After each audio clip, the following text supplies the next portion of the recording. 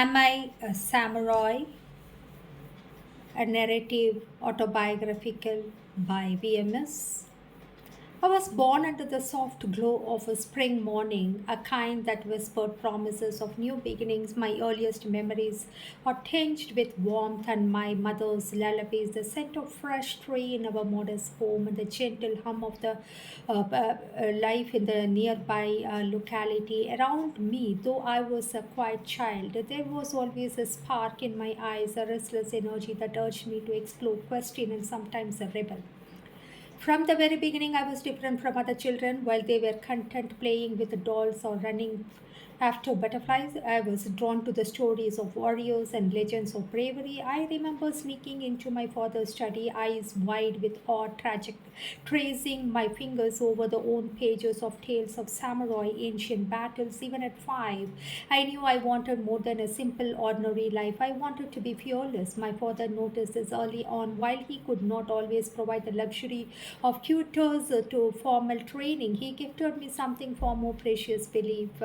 And he taught me the principles of discipline, respect, and courage, often saying strength is not just in the body, it is in the mind and heart. Those words became my mantra, though I didn't fully understand their weight at the time. At 6, I found my word, not a real one, of course, but a wooden practice blade. I remember the thrill of gripping it, the satisfying weight in my hands, and feeling that I could protect anyone with a days blurred into weeks as I practiced in the backyard, mimicking the movements of warriors. And I didn't see the old scrolls, and I wasn't just a child playing, I was training. I felt it deep in my bones. The school introduced a different kind of challenge. I was bright, curious, fiercely independent, which did not always sit well with the other children. They mocked me for being too serious or strange, but I held my head high. I learned early the confidence could be both armor and weapon. By the age of 8, I was standing up to bullies, defending not just myself but others who were weaker. And it was in that small battles I discovered the first taste of honor and justice. By 9, my fascination with the samurai code became a living part of my day to day life. I began to meditate, learning to control my temper and focus my energy. My training wasn't just physical, it was mental, emotional, and spiritual. I carried a small charm my mother had given me, a token she would remind me to stay true to myself. At 10, I faced the first real test. A neighboring child had been cruelly mistreated, and I intervened despite knowing it might draw criticism. I wasn't thinking of heroism or recognition. I simply could not stand by. That day, I understood what it meant to act with courage, even when the world seemed against you. By 11, I had grown into a girl who walked with purpose. The wooden sword had been replaced with a sturdier practice blade. My skills sharpened by hours of dedication. My parents had begun to take my passion seriously, guiding me subtly, never smoothering, and the fire inside me. I was no longer just a little girl, a curious child. I was the samurai in training, ready to face life battles, and small or great, with honor and determination. Even at this young age, I knew one truth: the path of a samurai is not defined by age, but by heart, and my heart was already set on the way of the warrior. The life of samurai 12 to 18. By the time I turned 12, childhood began to fade into something sharper, more demanding. Playful curiosity of my early years transformed into discipline as the real world of becoming a samurai demanded more than imagination. I trained at dawn, the cold morning air beating at my skin, but I welcomed it, every swing of my practice blade, each stance perfected, each bead of a sweat shed by the step toward the person I was destined to become. School had become a battle of its own. My intelligence and independence often set me apart. Classmates whispered, sometimes cruelly, and teachers doubted my quest and resilience. But I learned to turn observation into strategy, watching, understanding, acting with precision. I learned that words could wound just as surely as words, and that a time warrior fights with wisdom as well as strength. At 13, I faced my first major physical trial, traveling since we visited our village, a stern master known for testing the limits of young warriors. I was nervous, but I did not falter. For hours, I practiced under the sharp gaze and enduring pain and exhaustion. When he finally nodded in approval, I felt a surge of pride, but also a deep understanding that mastery required relentless effort. There would be no shortcuts, no magic, only hard work. 14 brought the first taste of real loss. A close friend and sparring partner fell ill, and I realized that life was fragile and unpredictable. That year, I learned that strength wasn't just about skill or courage, it was all about the compassion, patience, and resilience in the face of pain. I began writing in a small journal, recording lessons learned, the promises made, taking oath that my sword would protect those who could not protect themselves. By 15, I had begun to travel occasionally with my father, observing neighboring villages and landscapes, learning new techniques, and meeting other warriors. And this journey exposed me to different fighting styles, strategies, and philosophies. I discovered that a samurai is not merely a fighter, they are a thinker, protector, a student of life itself. My heart grew wider, my mind sharper, and my resolve firmer. At 16, I faced the first test of my leadership. Younger group of students inspired my dedication, began training under my guidance. I realized that true strength was not just personal, it was shared. Teaching them, correcting their mistakes, guiding them through failures became an important of my training. In their successes, I found joy. In their struggles, I found lessons for myself. 17 was a year of rivalry and challenge, another insane. It is more of equally skilled and ambitious, began testing me at every turn in both combat and strategy. Tension between was fierce, sometimes bitter, but it honed my focus, sharpened my instincts, and taught me humility. I learned that honor is often tested through confrontation. Victory is only meaningful when it is earned without compromise to one's own principles. By 18, I had emerged from adolescence not just stronger but wiser. Body was trained, mind disciplined, spirit resilient. I could move with precision, think with clarity, face fear without hesitation. But more than anything, I had learned that being a samurai was not about fame, power, or recognition. It was about living with integrity, courage, and an unwavering commitment to protect what is right. Standing at the cusp of adulthood, I knew the path ahead would be filled with battles, some visible, others hidden in the shadows of life. But I know that how to face it. I have to face it. It is a learning process. I should not give up. I should be putting my heart and soul in each and everything that I come across in order to be the real samurai, though it is a testing time for me. I was little more resilient, body was trained, my mind disciplined, and my journey as a samurai had begun, and I would meet every challenge with a samurai determination, and that carried me from the tender age to one childhood into the formidable years of my youth. And samurai ages 19 to 25. By the age of 19, I had left the sheltered life of my village behind. The world beyond was vast, unpredictable, often unforgiving. I traveled alone at first, carrying only my sword, a few belongings, lessons father and mentors had instilled in me. Every step of the journey was a test, not just of skill but of character. My first encounter with true danger came sooner than I expected. Bandits ambushed a trade caravan on a mountain pass. Fear and chaos gripped the travelers, but I did not hesitate. With precise strikes and swift movements, I defended them, saving lives and earning the respect of strangers. That day I understood a fundamental truth. A samurai's duty is to protect, not to seek glory. 21, I was recruited by a regional clan known for both their honor and their political influence. It was a world far more complex than I imagined. Here, alliances were fragile, rivalries simmered beneath polite bows, and every action carried consequences. I trained harder than ever, learning advanced combat techniques, strategies, and diplomacy. I realized that strength without wisdom could be dangerous, and that even skilled blade could not solve every problem. Love and companionship entered my life after this time, but not without complication. I met a fellow warrior whose charm and ambition drew me in. Yet our paths diverged because of duty and loyalty. It was my first experience of heartache, teaching me that a samurai's life often demands sacrifice, not just of comfort but of personal desire. I learned to temper emotion with reason, though the heart's lessons are never easily forgotten. By 23, I faced betrayal for the first time. I trusted allies, sought to manipulate situations for personal gain, endangering innocent lives. confronted him not with anger alone, but with strategy, patience, and resolve. Confrontation left scars, but invisible, but it reinforced unshakable principle. Honor is worth defending, even when it costs dearly. 24, I undertook my first solo missions on behalf of the clan. Espionage, negotiations, and battlefield leadership became part of my daily life. I faced adversaries and who were as clever as they were ruthless, forcing me to rely on every ounce of training and intuition.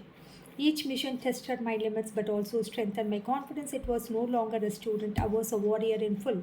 25 had earned a reputation not just for skill with the sport but for the integrity, courage, and ability to inspire others. Younger samurai sought my guidance, villagers trusted me, even seasoned warriors acknowledged my judgment. Yet I remained vigilant, knowing that the path of a samurai is never complete. This is always another lesson, another challenge, another opportunity to uphold justice and protect those who cannot protect themselves. In those years, I learned that being a samurai, not just training battles on honor, it is a way of life. Discipline, courage, and compassion must coexist. Strength without empathy is tyranny. Skill without purpose is meaningless. At first 25 years, I stood ready, not just as the girl, the samurai, but as a guardian of values, a protector of the innocent, and the warrior prepared for the face, whatever the world might demand.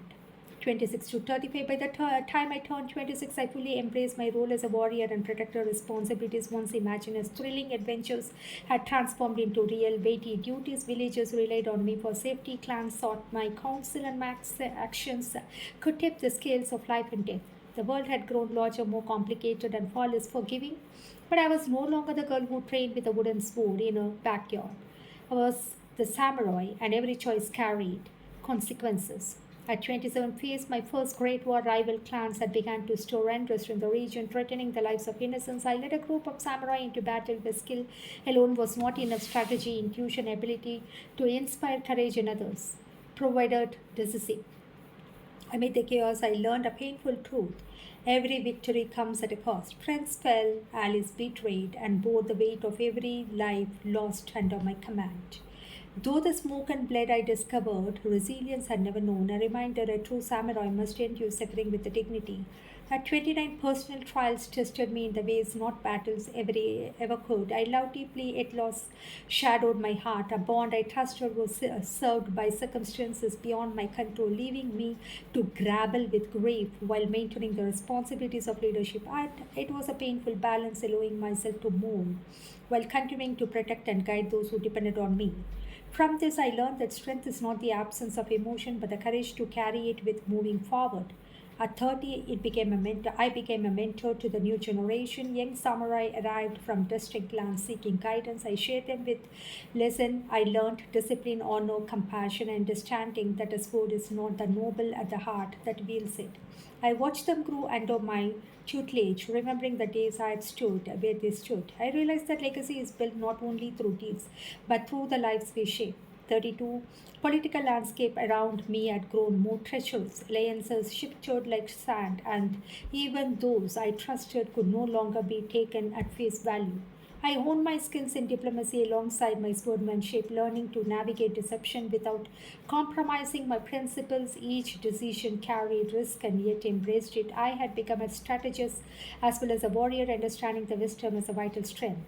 At 40, I faced perhaps my greatest challenge, an enemy whose cunning rivaled my own and whose ambition threatened the peace I had fought to protect. Confrontation tested everything I had become: my agility, my tactics, my patience, and my moral compass.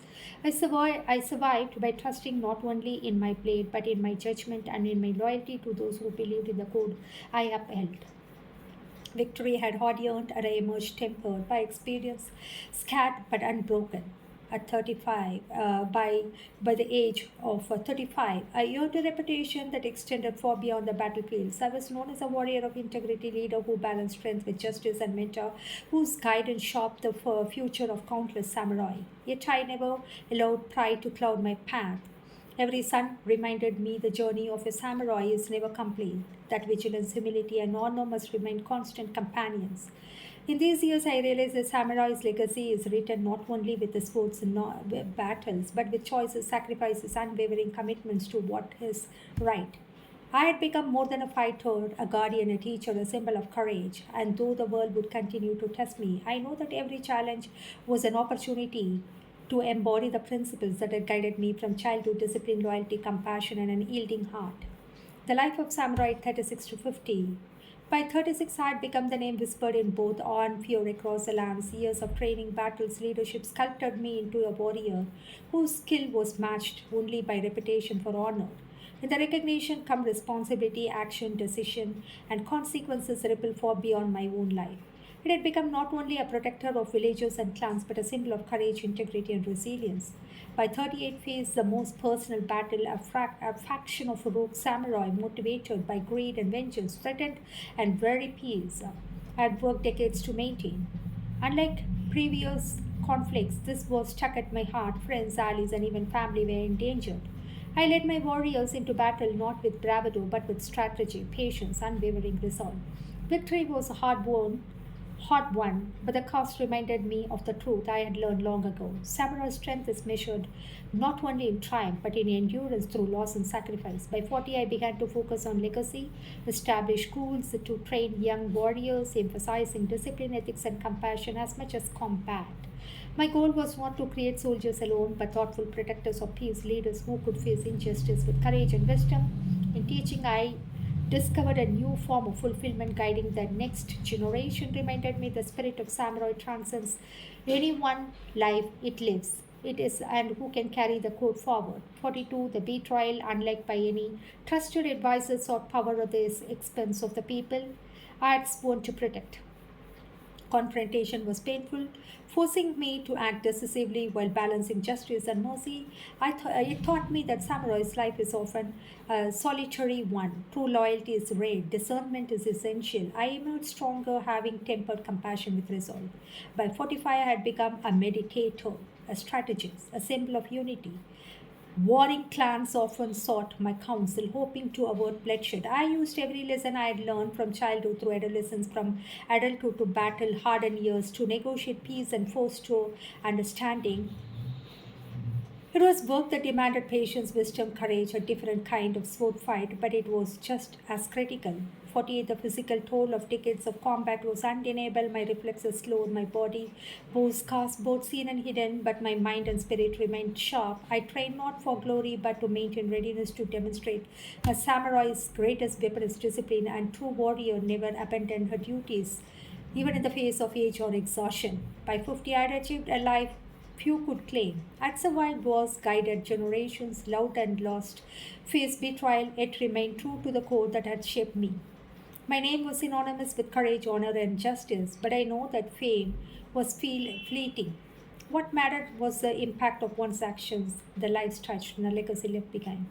Beyond 50, I continued to teach, to protect, and to live with purpose. I became a living testament to the truth I had known since childhood. Being a samurai is not merely about wielding a sword, it is about embodying discipline, courage, integrity, and compassion every single day.